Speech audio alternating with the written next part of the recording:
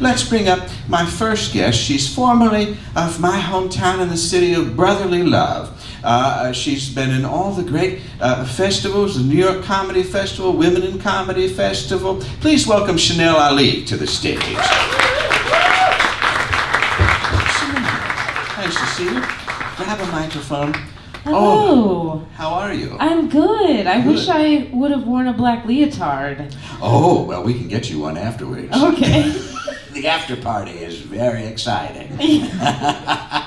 That's scary a little, but no, it should be fun. Yeah, it's going to be fun. So how are you? Things are going well. You moved up here how long ago now? I don't want to talk about old news, but it's been 3 years. I've been in New York City, okay. from Philly. From Philadelphia, yeah. And do you miss the history there? No. The Liberty Bell is very boring. I don't suggest anyone go to Betsy it. Ross House is even worse. Really worse. She wasn't Really living that well. No, She wasn't. there's not much to it. Yeah. No. It's honestly the only thing I can say I really miss about Philly, and I've been living here a few years, Yeah, so I've sure. had time to feel it out, Yep. is smoking weed in cars. Oh. That happens more there? Yeah, because I don't have a car here. Yep. Not a lot of people do. Yeah. Yeah. Or money for weed.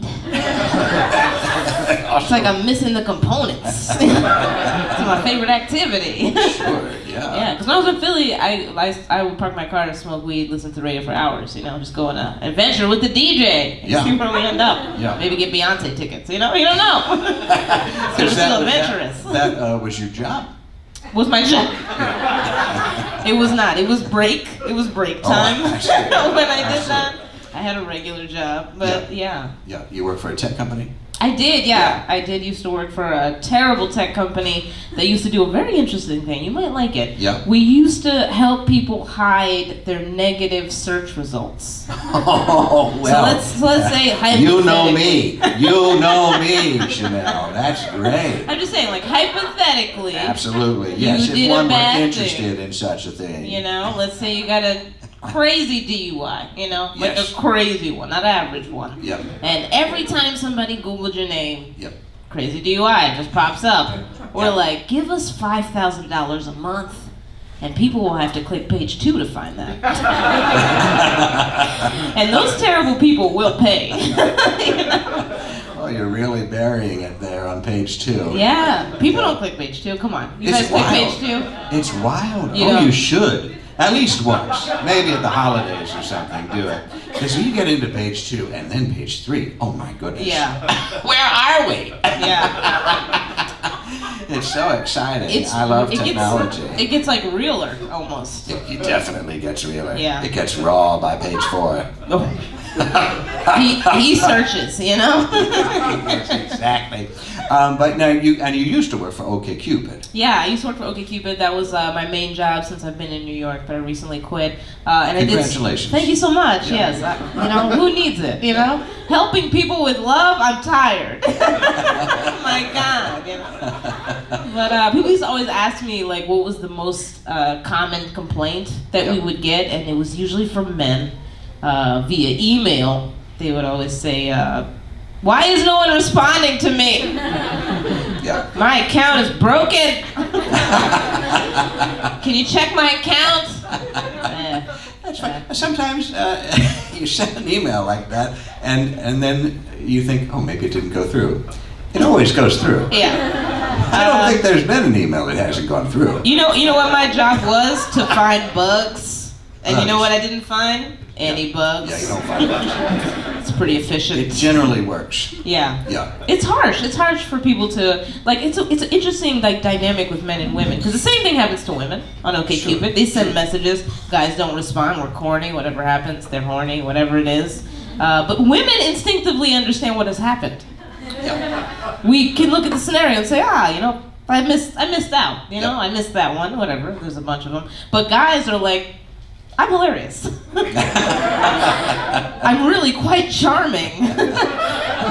This technology is broken. I'm gonna write an email, and that's scary. That scares me.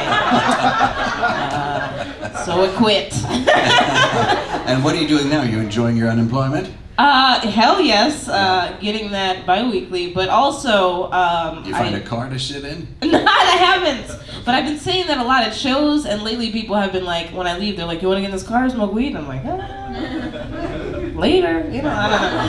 But no, I've just been doing comedy things and making money off of silly shit. It's crazy. That sounds great. Well, everybody probably recognizes you from the Dunkin' Donuts commercial. I am in a Dunkin' Donuts commercial. Yeah. It's 7 seconds long. Didn't have not one donut on set. Not a one. We only had pretzel bites and like iced coffee for the thing. And when I started eating it, the food guy, I don't know what his job is, was like, "Don't swallow them! You don't know how many takes we're gonna do, you're gonna hate yourself." And I was like, okay, I don't know, I made it, I don't know. Hollywood. So you might see it on YouTube. If you click any video that has to do with sports, it might be a 7-second ad that you can't fast forward. That's what we hope for. It's the city of dreams. It happened. It is. Sometimes it's not even food. Sometimes it's just glue. Oh yeah, I know. The guy was telling me that he had placed the salt on each pretzel. And I was like, this isn't salt. Come on, let's keep it real. Also, no matter how bad your job is, just remember there's somebody's job to do that. Place salt on Dunkin' Donuts pretzel bites. Yeah. The director was like, "What size mustard squirts do you have?" He's like, "I got a 12-inch, I got a 2-inch. What kind do you need?" That's something I hope I never heard here. How big are your squirts? Chanel, you also have a podcast, though, about being an orphan. I do. I have a podcast. It's called Daddyless Issues. Yes. I was a foster kid. I got taken away from my mom when I was 2, and then I just moved around my whole life. I lived with random people in their homes with their kids or other foster kids. So I have a podcast where I bring on comedians who grew up in similar circumstances. Yeah. And we talk about how they made it through. You know, like how did you learn how to cross the street? You know, like who taught you to tie those shoes? You know, like just really practical conversations about how we learn to self-parent. Because that's what we do when we don't have parents. Sure. We develop skills to hold ourselves accountable, and some of them are good and some of them are bad. But we talk about all the real shit, you know? Yeah. What's the worst habit you had that you saw somebody doing it right and you thought, oh, your dad helped you. Right. You know, I always think about money. I think about just dealing with money when I was a really young adult and how I just didn't know. I didn't know about credit or about, opening the mail. It just didn't seem like a real thing to me. It was like, I don't know these people. What are they gonna do, you know? So if I would have had a dad maybe to say, hey, pay that minimum balance. Right. Maybe I wouldn't need to be in Dunkin' Donuts commercials. I don't know how it's closely related. But honestly, I feel like I had a lot of good mentors. So I had a lot of good people around me that kept me pretty centered. Yeah. And any famous orphans that you look to? Oh, a ton. Marilyn Monroe is a great one. Oh, I didn't realize.